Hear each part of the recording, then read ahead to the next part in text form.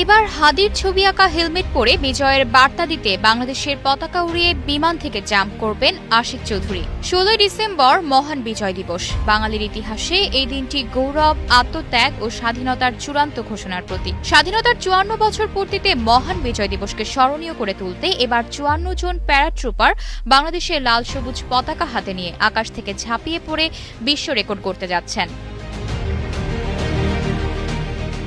এই গর্বিত দলেরই একজন হলেন আশিক চৌধুরী, যিনি এই বিশেষ জাম্পে অংশ নিচ্ছেন একজন প্যারাট্রুপার হিসেবে। বিজয়ের এই গৌরবময় দিনে তিনি জাম্প করবেন এক ব্যতিক্রমী হেলমেট পরে, যেখানে আঁকা রয়েছে জুলাই অভ্যুত্থানের পর থেকে বছর জুড়ে আলোচিত চরিত্র শরীফ ওসমান হাদির প্রতিকৃতি। স্বাধীনতা ও সার্বভৌমত্বের প্রশ্নে যিনি বরাবরই আপোষহীন ও সাহসী অবস্থানে থেকেছেন, তার ছবি বহন করে আকাশে ঝাঁপ দেওয়া যেন বিজয় দিবসে এক প্রতীকী শ্রদ্ধা ও ভালোবাসারই প্রকাশ।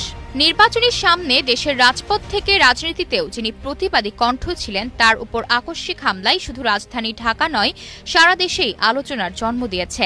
তাই এবারের বিজয় দিবসে বিজয়ের দিনে স্বাধীনতা ও সার্বভৌমত্বের ভ্যানগার্ড ওসমান হাদির দ্রুত সুস্থতা কামনায় সকলকে দোয়া ও প্রার্থনার আহ্বান জানিয়েছেন অন্তর্বর্তী সরকারের প্রধান উপদেষ্টা ড. মোহাম্মদ ইউনূস।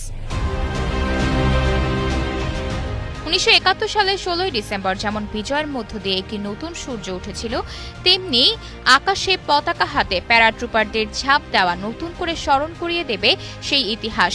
এটি কেবল একটি প্রদর্শনী নয়, এটি একটি বার্তা। বাংলাদেশ তার স্বাধীনতা রক্ষা করতে জানে গর্ব নিয়ে মাথা উঁচু করে দাঁড়াতে। মহান বিজয় দিবসে আকাশে লাল সবুজ পতাকা, মাটিতে মানুষের ভালোবাসা ও হৃদয়ে প্রার্থনার শক্তি নিয়ে বাংলাদেশ আবারও প্রমাণ করতে যাচ্ছে এই বিজয় চিরন্তর, এই স্বাধীনতা অটুট। আয়েশা অর্থী, নিউজ ডেস্ক, গ্লোবাল টেলিভিশন।